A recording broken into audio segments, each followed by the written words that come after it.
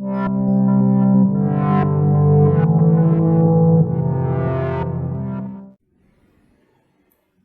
les sixièmes, j'ai décidé de faire cette vidéo pour vous aider à noter votre cours dans votre cahier en ce qui concerne le chapitre 3, la matière qui nous entoure. Tous les sixièmes n'en sont pas au même niveau, il y a eu des élèves qui ont été absents ces dernières semaines, donc je pense qu'avec une vidéo, ce sera plus simple pour vous de rattraper ce qui vous manque, ou alors même pour noter le cours à venir là pendant le confinement. Donc tout d'abord, pour ceux qui ne l'ont pas déjà fait, vous notez sur une nouvelle page chapitre 3, la matière qui nous entoure, et vous écrivez l'introduction. La matière est ce qui compose tout corps, entre parenthèses substance ou objet. Dans ce chapitre, nous verrons les différents états de la matière ainsi que quelques-unes de ses propriétés. Donc effectivement, en 6e, 5e, 4e et 3e, on travaille sur la matière, mais à des échelles de plus en plus petites. En 6e, on commence par étudier la matière au sens large du terme, d'une manière très générale. Quand vous serez en 5e, vous verrez que la matière est composée de petites particules qu'on appelle des molécules. Quand vous serez en 4e, vous verrez que ces molécules sont elles-mêmes composées de particules encore plus petites qu'on appelle les atomes, et quand vous serez en 3e, vous verrez que les atomes sont eux-mêmes composés de particules encore plus petites, les électrons, les protons et les neutrons. Donc vous voyez, c'est vraiment un chapitre qu'on refait tous les ans, mais en étudiant tous les ans à une échelle de plus en plus précise, à une échelle de plus en plus petite. Donc cette année, vous êtes en 6e, donc on va voir les grandes généralités de la matière. J'aimerais revenir sur le mot corps. Un corps en physique-chimie, ça désigne un peu tout et n'importe quoi. Donc un corps, ça peut très bien être une planète, ça peut être du sucre, ça peut être une télécommande, ça peut être n'importe quoi. Un corps, ça désigne tout et n'importe quoi en physique-chimie. Donc c'est pour ça qu'entre parenthèses, j'ai précisé que c'était une substance ou un objet. On va tout de suite commencer avec les différents états de la matière. Donc une fois que vous avez noté l'introduction, vous notez grand 1, état physique de la matière, et vous collez l'activité 1 si vous l'avez à disposition. Donc cette activité, je vous la mets sur Pronote. Si vous avez la chance d'avoir une imprimante, vous l'imprimez et vous la collez à cet endroit-là. Si vous n'avez pas la feuille et que vous ne pouvez pas l'imprimer, vous notez simplement les réponses dans votre cahier, et à la rentrée, quand on se reverra, je vous donnerai la photocopie. Donc ça, c'est valable pour toutes les activités du chapitre. Si vous pouvez les imprimer, imprimez-les. Si vous ne pouvez pas les imprimer, ce n'est pas grave, attendez que je vous les fournisse à la rentrée. Donc voici l'activité 1 qui s'appelle les états physiques de la matière. Les objectifs de cette activité 1 sont de connaître les 3 états physiques de la matière et de savoir comment on modifie l'état physique de la matière. Donc déjà, on vous explique que la matière peut exister sous 3 états physiques, l'état solide, l'état liquide et l'état gazeux. Donc effectivement, je vais prendre un exemple plutôt simple, l'eau. L'eau, on peut la retrouver à l'état solide, donc sous la forme de glaçons par exemple. Quand vous êtes en dessous de 0 degré Celsius, alors ça c'est plutôt le programme de 5e, les températures, mais je vous le dis déjà. Donc quand vous êtes en dessous de 0 degré Celsius, l'eau sera à l'état solide sous forme de glaçon. Quand vous êtes entre 0 degré Celsius et 100 degrés Celsius, l'eau sera à l'état liquide. Et quand vous êtes au-delà de 100 degrés Celsius, l'eau sera à l'état gazeux, ça sera de la vapeur d'eau.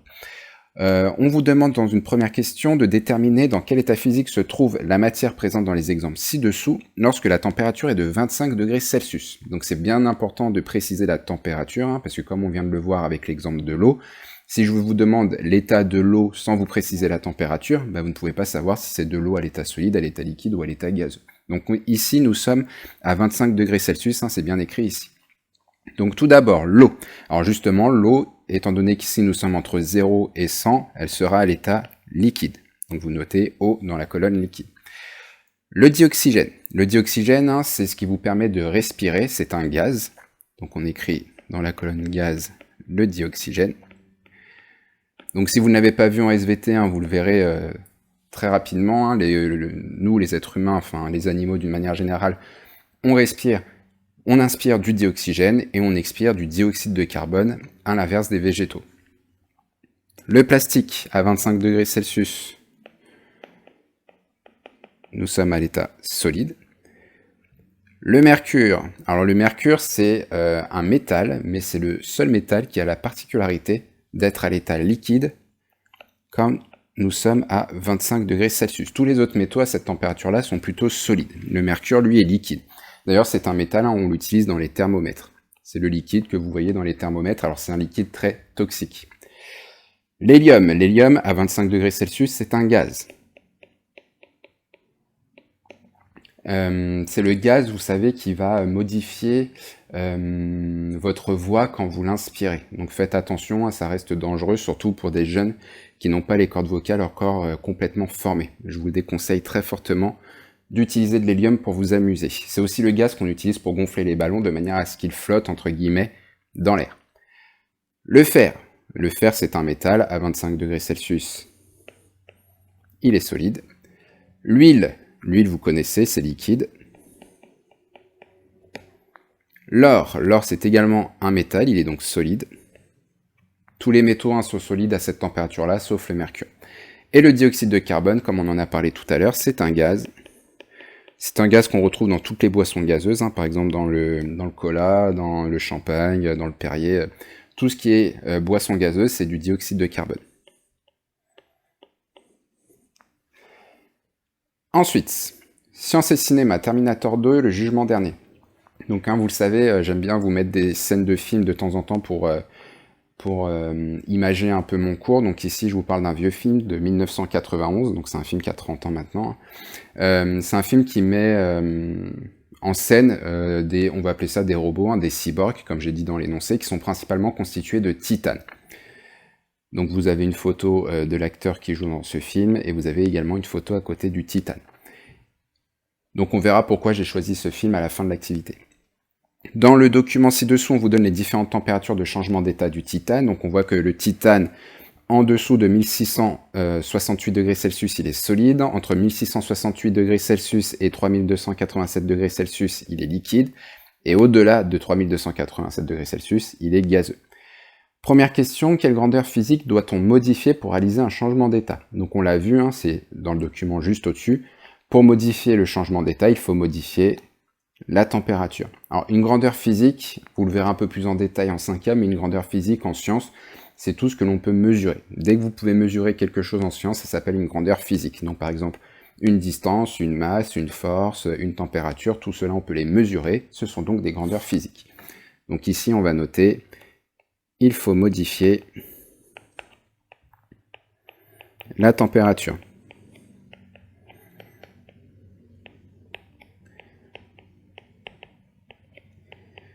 Alors je ne voulais pas préciser en début de vidéo, j'aurais peut-être dû, mais bien sûr vous ne vous contentez pas simplement de prendre la correction des activités. Si les activités vous n'étiez pas là quand on les a fait en classe, essayez d'abord de les faire vous-même, et ensuite si vous n'y arrivez pas, vous prenez la correction grâce à cette vidéo. Quelle est l'unité de cette grandeur physique? Eh bien une température, en France en tout cas, on va utiliser les degrés Celsius. Donc l'unité est le degré Celsius. Alors comme beaucoup d'unités, c'est le nom d'un scientifique, Anders Celsius, qui a notamment mis en place l'échelle de température qu'on utilise en France. Donc cette échelle de température, je vous le redis, 0 degrés Celsius, eh bien c'est la température à partir de laquelle l'eau devient solide, et 100 degrés Celsius, c'est la température à partir de laquelle l'eau devient gazeuse. Et donc à partir de ces deux températures, on peut faire une échelle de température qui s'appelle justement l'échelle Celsius. Avec quel instrument peut-on mesurer cette grandeur physique? Eh bien, pour mesurer une température, on utilise un thermomètre. On utilise un thermomètre. Je vais assez vite dans la correction pour que la vidéo ne fasse pas non plus 2 heures. Donc c'est pour ça que je fais des phrases courtes. À une température ambiante de 25 degrés Celsius, quel est l'état physique du titane et donc du Terminator, c'est-à-dire le robot? Et bien à 25 degrés Celsius, on voit qu'on sera par ici, par exemple. Donc en tout cas, on est en dessous de 1668 degrés Celsius. Donc on sera à l'état solide. Il est à l'état solide. Alors justement, pourquoi j'ai choisi ce film? C'est par rapport à la question 5. Afin de détruire le Terminator, les héros décident de le brûler à haute température. Quelle température minimale doivent-ils atteindre pour que le Terminator devienne liquide et soit donc détruit? On retourne sur l'échelle des températures. Et la température minimale pour qu'il devienne liquide, on l'a dit tout à l'heure, elle est ici, c'est-à-dire 1668 degrés Celsius. À partir du moment où ils atteindront cette température, le titane se mettra à fondre et détruira par la même occasion le Terminator. Donc ils doivent atteindre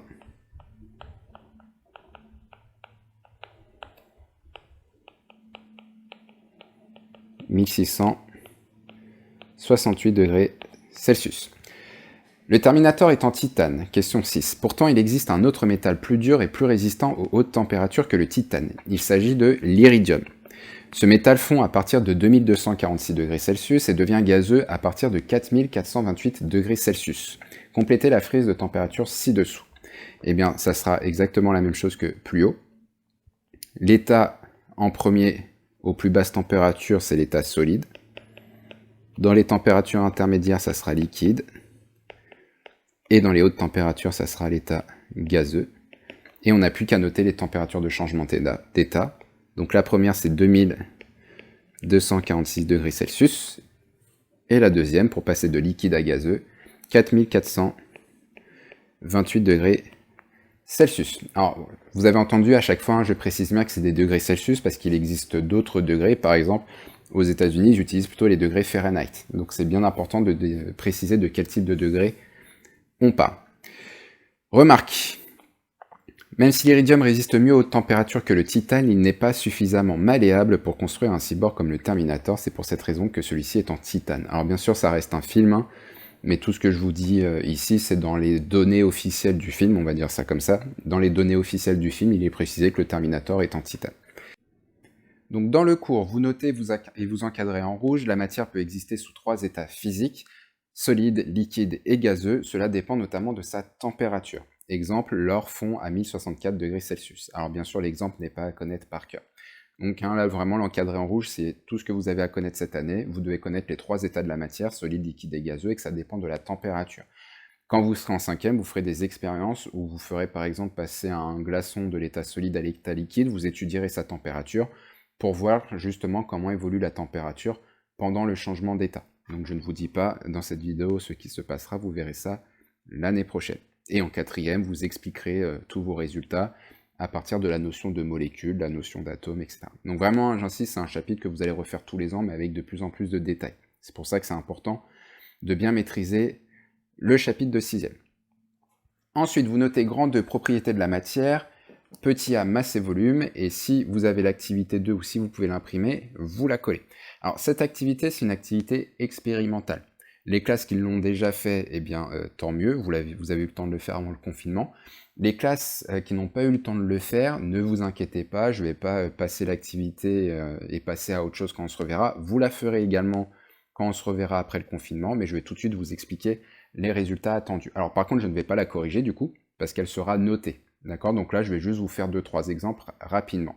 Donc pour ça, je vais avoir besoin de ma caméra. Donc, je mets ma caméra.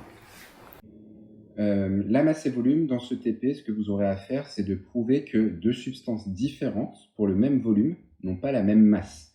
Donc pour ça, vous aurez à disposition une balance, elle est devant moi. Vous aurez également à disposition un entonnoir, qui vous permettra de verser les produits proprement. Vous aurez également une éprouvette graduée, donc l'éprouvette graduée qui permet de mesurer des volumes. Et vous aurez un pot de sucre et un pot de sel. Hop. Mais qui ne sont pas en même quantité. Donc le but, c'est de prouver que pour le même volume de sucre et le même volume de sel, nous aurons des masses différentes. Donc pour ça, il suffit de placer l'éprouvette graduée sur votre balance, de placer l'entonnoir sur la balance et de remplir l'éprouvette graduée avec un des 2 pots. Donc je vais commencer avec ce pot-là. Les pots ne sont pas étiquetés, donc je ne sais pas lequel est lequel. Je vais remplir par exemple, je vais essayer d'aller jusqu'à 10. Donc 10 ml de ce premier corps. Je vous rappelle qu'on peut appeler ça un corps. Hop, donc là on trouve par exemple 55 grammes. Très bien, je retiens. Je reverse le contenu de l'éprouvette dans son pot d'origine. Et je fais exactement la même opération, mais cette fois avec l'autre récipient. Je vais le remplir avec l'autre récipient. Alors l'image n'est pas forcément hyper bien centrée sur l'expérience, hein, mais vous m'excuserez, je n'ai pas du matériel de vidéaste à la maison, donc je fais ce que je peux. Hop, et voilà, on trouve qu'avec l'autre matière, on est à 59 grammes. On est donc on a donc une masse supérieure par rapport à l'autre matière qu'on avait testée. Donc, je ne vais pas plus rentrer dans les détails que ça, car je vous le répète, c'est une expérience que vous ferez vous-même ou que vous avez déjà fait, hein, mais que vous ferez vous-même pour ceux qui ne l'ont pas fait au retour du confinement. Et elle sera notée. Donc c'est pour ça que je suis allé un peu rapidement au niveau de l'expérience. Je préfère que vous le fassiez vous-même. Retour du confinement. Donc vous notez pour ceux qui ont déjà fait cette expérience, et même pour ceux qui ne l'ont pas fait, hein, vous pouvez déjà noter le bilan. Vous laissez de la place pour l'activité 2 quand il faudra la coller. Des matières de même masse peuvent avoir des volumes différents. Des matières de même volume peuvent avoir des masses différentes. La masse d'un objet se mesure avec une balance. Le volume d'un liquide se mesure avec une éprouvette graduée. Alors là, c'est vrai que l'éprouvette graduée, je l'ai aussi utilisée pour mesurer le volume d'une poudre, mais vous êtes au collège, donc on peut s'en servir pour ça, il n'y a pas de problème. Alors, le document qui va vous permettre de mieux comprendre, il est là. C'est celui-là. Ouvrir. Donc voilà, là vous avez deux exemples. Hein. Si on a 10 grammes de crème chantilly et 10 grammes de beurre, on remarque que les deux substances, les deux corps ont la même masse, mais elles n'ont pas le même volume, parce que justement ce sont des corps différents. Vous avez un autre exemple à droite, cette fois on a le même volume, donc 100 ml d'eau et 100 ml d'huile, et on remarque que cette fois elles n'ont pas la même masse. Donc ça c'est important de le retenir. Hein. Deux substances différentes, si elles ont le même volume, elles auront des masses différentes, et si elles ont la même masse, elles auront des volumes différents. Donc ça, c'est un moyen de reconnaître quand on a affaire à une substance qu'on ne connaît pas. On mesure ce qu'on appelle sa masse volumique. Donc je rentre pas dans les détails de la masse volumique, vous verrez ça les prochaines années, hein, notamment en troisième. Mais en gros, la masse volumique, c'est le rapport entre la masse et le volume de votre substance. Et une fois que vous avez calculé la masse volumique de votre objet, eh bien, vous savez à quoi vous avez affaire. Si par exemple, vous avez un liquide inconnu, que vous pesez 100 ml de ce liquide inconnu et que vous trouvez 100 grammes, bah, ça sera forcément de l'eau. Parce qu'il n'y a que l'eau qui pèse 100 grammes pour 100 ml. Si vous trouvez 80 grammes, eh bien ça sera forcément de l'huile, car il n'y a que pour l'huile que 100 ml d'huile pèse 80 grammes. Voilà. Donc une fois que vous avez noté ça, on va reprendre le cours.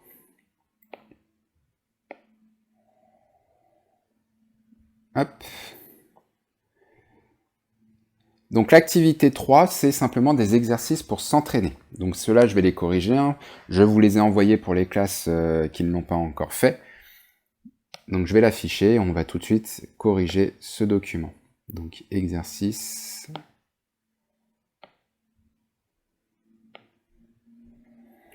Donc voilà, l'exercice a pour objectif de s'entraîner à différencier la masse et le volume. Donc Anne place dans une éprouvette graduée un certain volume de sel et mesure sa masse avec une balance. Elle refait la même expérience, mais cette fois avec du sucre, en faisant attention à avoir exactement le même volume. C'est ce qu'on vient de faire dans la vidéo. L'éprouvette a une masse de 10 grammes lorsqu'elle est vide. Donc ça, c'est vraiment la remarque importante pour les premières questions. L'éprouvette a une masse de 10 grammes lorsqu'elle est vide. En vous aidant du schéma, quelle est la masse de sel mesurée sans l'éprouvette? Donc on voit qu'avec l'éprouvette, on a 43 grammes. Donc sans l'éprouvette, forcément, comme l'éprouvette, elle fait 10 grammes, on aurait obtenu 33 grammes. Donc sans l'éprouvette. Donc je vous le redis, hein, faites d'abord les activités vous-même, sans la correction, et après vous regardez la correction pour savoir si vous n'avez pas fait d'erreur. Donc sans l'éprouvette, le sel a une masse de 33 grammes. On peut justifier avec le petit calcul, hein, 43 grammes moins 10 grammes égale 33 grammes. Même question pour le sucre. Pour le sucre, on voit qu'on avait 32 grammes. Donc sans l'éprouvette, on aurait obtenu 22 grammes. Sans l'éprouvette,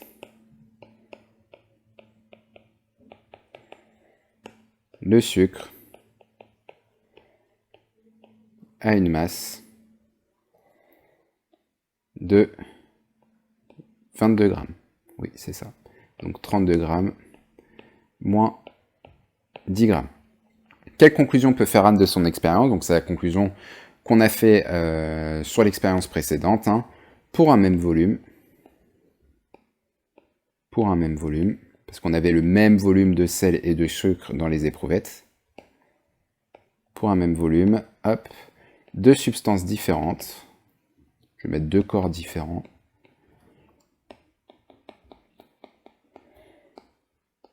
n'ont pas la même masse. et vice-versa. Pour une même masse, deux corps différents n'auront pas le même volume, c'est réciproque. Ensuite, encore un extrait de film, cette fois c'est Indiana Jones, Les Aventuriers de l'Arche perdue, 1981. Donc ce film, il a cette fois non pas 30 ans, mais 40 ans, ça passe vite. Réalisé par Steven Spielberg, met en scène pour la première fois Indiana Jones, aventurier et professeur d'archéologie. Au début du film, Indiana Jones veut récupérer une statuette en or pur déposée sur un piège. Afin de ne pas l'enclencher, il décide de remplacer la statuette par un sac de sable. Donc vous avez ici en bas de l'activité une image de la scène. On sait que 1 cm3 d'or pèse 19,3 grammes. Alors les centimètres cubes, c'est des unités de volume, d'accord? Et les grammes, c'est des unités de masse. On estime que la statuette en or a un volume d'environ 1000 cm3. Quelle est alors la masse estimée de la tablette? Eh bien, si 1 cm3 pèse 19,3 grammes, alors, 2 points, 1000 cm3 pèse 1000 fois 19,3 grammes, soit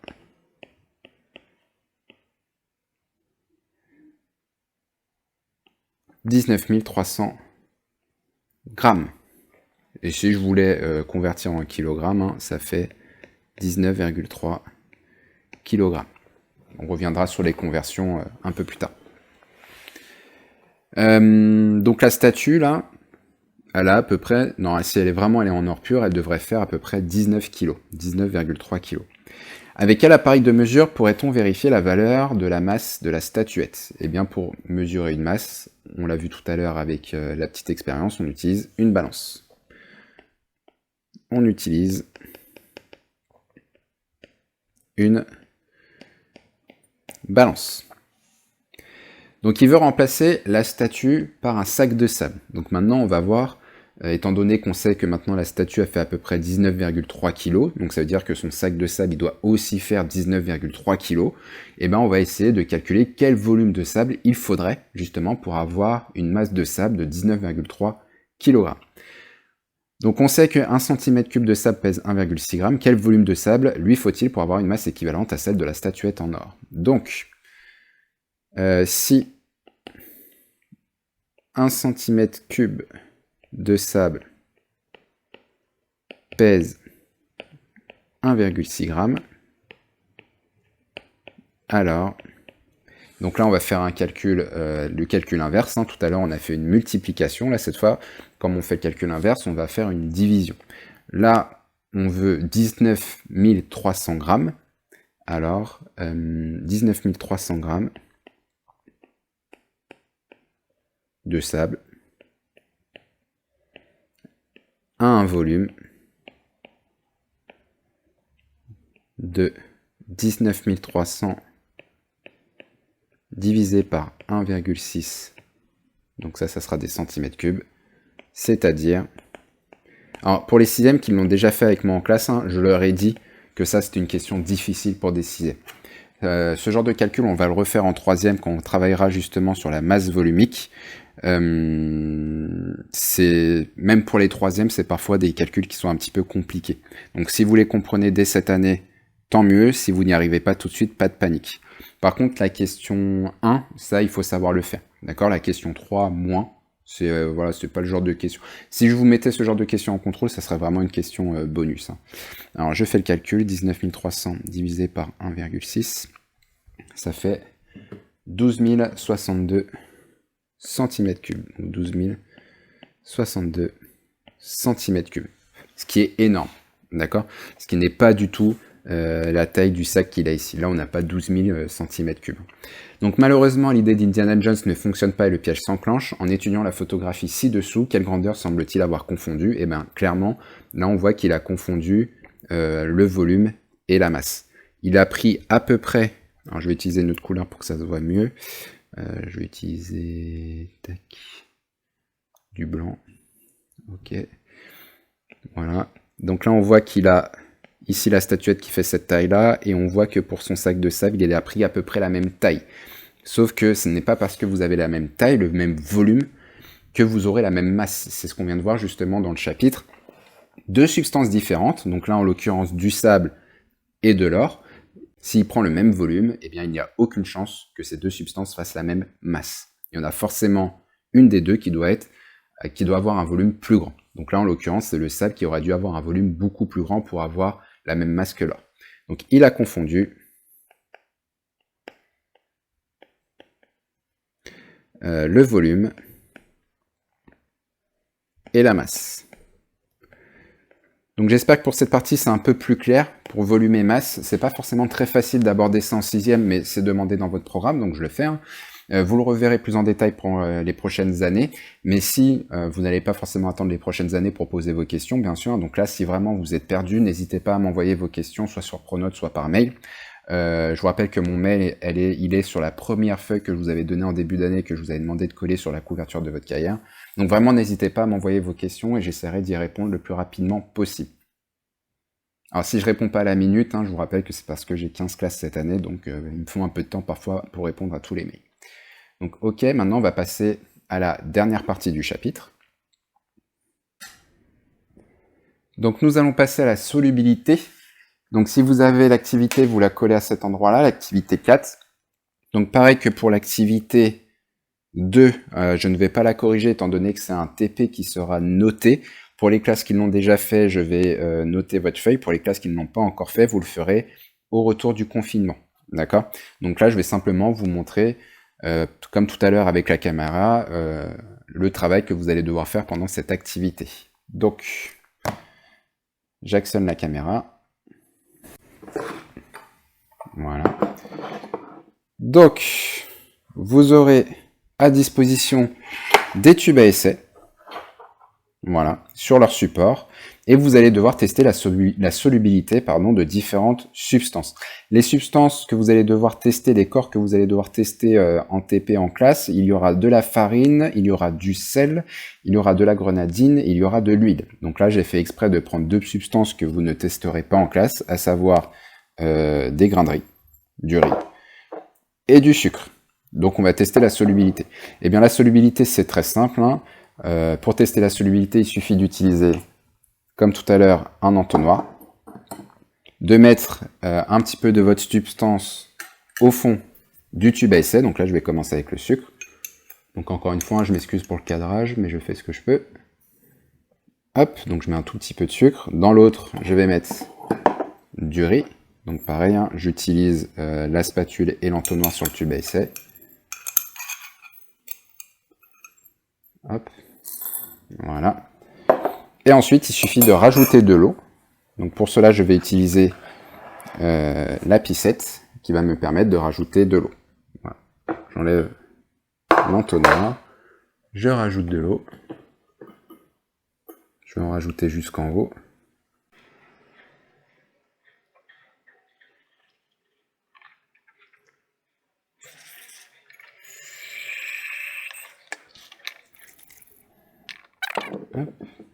Donc ensuite, il n'y a plus qu'à comparer les résultats. On voit que dans le tube à essai où j'avais mis du sucre, eh bien le sucre a complètement disparu, alors que pour le riz est encore présent au fond du tube à essai. D'accord? Donc, alors il ne disparaît pas comme par magie, bien sûr, il s'est dissous. D'accord? Donc ça, c'est ce qu'on appelle la solubilité. Certains corps sont capables de se dissoudre, on dit qu'ils sont solubles. D'autres corps ne sont pas capables de se dissoudre, on dit qu'ils sont insolubles. La solubilité va aussi dépendre de la quantité d'eau que vous allez rajouter dans votre tube à essai. Donc là, pour le sucre, j'ai rajouté beaucoup d'eau parce que j'avais mis quand même une certaine quantité de sucre. Et si j'avais juste mis un tout petit fond d'eau, le sucre ne se serait pas dissous. D'accord? Donc ça, vous le verrez en cinquième, il y a ce qu'on appelle une limite de solubilité. C'est-à-dire que pour dissoudre un corps, il faut quand même un minimum d'eau. Si vous n'en mettez pas assez, ça ne pourra jamais se dissoudre. Le riz, je n'ai pas mis beaucoup d'eau, parce que le riz, je savais à l'avance que ça n'allait pas se dissoudre, donc ça, c'est pas la peine de remplir le tube à essai avec de l'eau, le riz ne va jamais se dissoudre. Voilà. Donc ça, c'est ce que vous allez voir dans le TP, je rentre pas plus dans les détails que ça, car je vous rappelle que le TP sera noté. Donc pareil, vous laissez de la place pour coller cette feuille si vous ne l'avez pas encore, et vous écrivez le cours. La solubilité, la capacité pour un corps solide, liquide ou gaz à se dissoudre dans un liquide. Lorsqu'il se dissout, ce corps se réduit en minuscules particules invisibles à l'œil nu, qui se dispersent dans le liquide. Donc effectivement, c'est ce qui se passe. Par exemple, le sucre, si vous mettez un morceau de sucre dans l'eau, toutes les petites particules de sucre, à cause de l'eau, vont se séparer les unes des autres. Et comme elles se séparent les unes des autres et qu'elles se répartissent dans le liquide, c'est pour ça qu'on a l'impression que nous, à l'œil nu, le sucre a disparu. Alors qu'il n'a pas disparu, c'est simplement les grains de sucre qui se sont séparés les uns des autres. Donc exemple, le sucre et la grenadine se dissolvent dans l'eau, ils sont solubles. La farine et l'huile ne se dissolvent pas dans l'eau, elles sont insolubles. Dans le prochain chapitre, on verra que pour les liquides, donc là la grenadine et l'huile, on ne dit pas vraiment que la grenadine et l'huile sont solubles ou insolubles. On dira plutôt miscibles ou non miscibles. Mais bon, ça c'est du vocabulaire. Pour ce chapitre-là, vous retenez soluble et insoluble. Miscible et non miscible, on verra ça dans le prochain chapitre. Et l'activité 5, c'est simplement des exercices pour s'entraîner. Donc je vais tout de suite corriger ces exercices. Donc dans l'activité 5, rappelle la solubilité et la capacité pour un corps solide, liquide ou gaz à se dissoudre dans un liquide. Exercice 1, vocabulaire et schéma. Si un corps se dissout dans un liquide, on dit qu'il est soluble. Donc effectivement, ne dites pas qu'il est en train de fondre.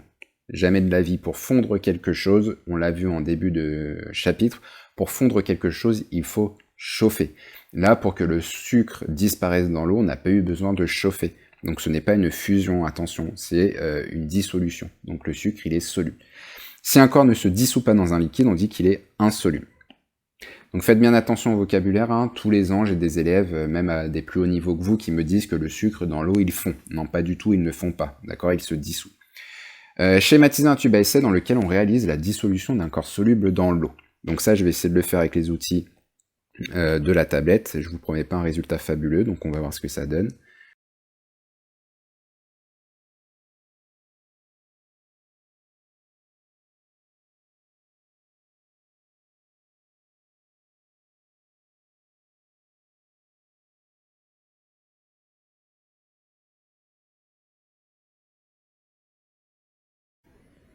Donc voilà à quoi doit ressembler votre schéma, donc essayez de vous appliquer un peu plus que moi, là je l'aurais dit avec la tablette, c'est pas forcément évident. Donc là par exemple, ici j'ai un petit trait qui dépasse, essayez de vous ne pas avoir de trait qui dépasse. Ici on voit que ma flèche elle est un petit peu tremblante, donc pareil, vous essayez d'avoir la main sûre quand vous schématisez vos expériences. Et là j'ai oublié une flèche, voilà. Donc ensuite, exercice d'observation. En observant les photographies ci-dessous, précisez quels corps sont solubles ou insolubles dans l'eau. Donc eau plus sable, on voit que c'est insoluble, parce que le sable, on le voit encore au fond du bécher. Donc eau plus sable, je fais pas de phrase pour aller un petit peu plus vite, hein. Donc insoluble. Alors non, je vais pas écrire ça comme ça, pardon.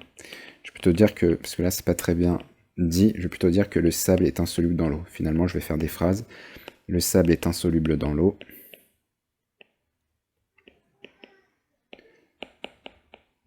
Ensuite, le sel, on voit qu'il a disparu, on ne voit plus de sel, hein. Donc le sel est soluble dans l'eau. Le sel est soluble dans l'eau. La farine, on voit qu'il en reste, donc elle est insoluble. La farine est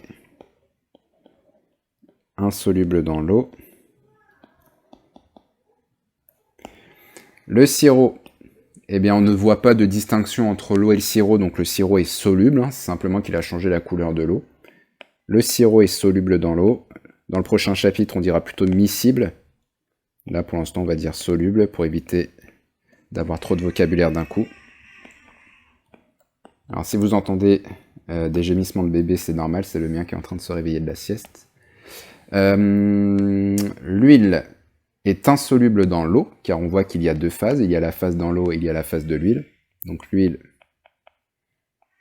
est insoluble dans l'eau. Dans le prochain chapitre, on dira plutôt non miscible. Donc voilà pour le vocabulaire, soluble et insoluble. Ensuite, exercice 3, raisonnement. En observant les deux photographies ci-dessous, indiquez si le sucre est soluble ou non dans l'eau et dans l'alcool. Donc ça, effectivement, je ne l'ai pas noté dans le cours, mais c'est quelque chose qu'il est intéressant de savoir. Ce n'est pas parce que le sucre est soluble dans l'eau qu'il sera soluble dans tous les alcools. Donc là, on voit effectivement qu'il est soluble dans l'eau, mais qu'il est complètement insoluble dans l'alcool. Donc le sucre est soluble dans l'eau.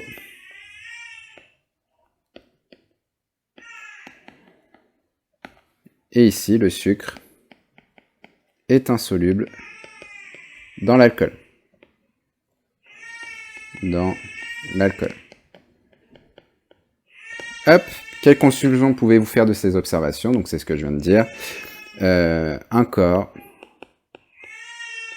peut être soluble dans un liquide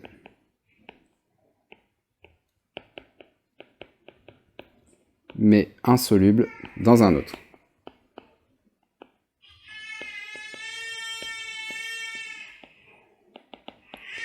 Science et cinéma.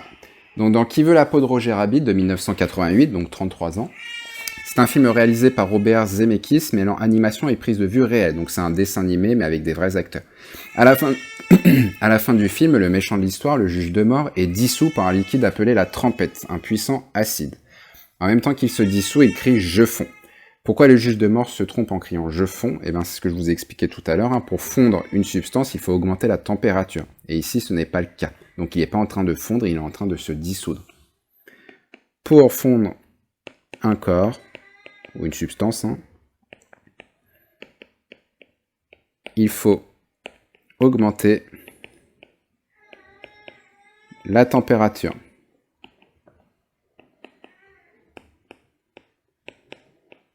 Ce qui n'est pas le cas ici. Qu'aurait-il fallu faire pour réellement fondre le juge de mort? Eh bien, j'ai répondu à la question 2 dans la question 1. Il faut augmenter justement la température. Il faut augmenter la température. La température.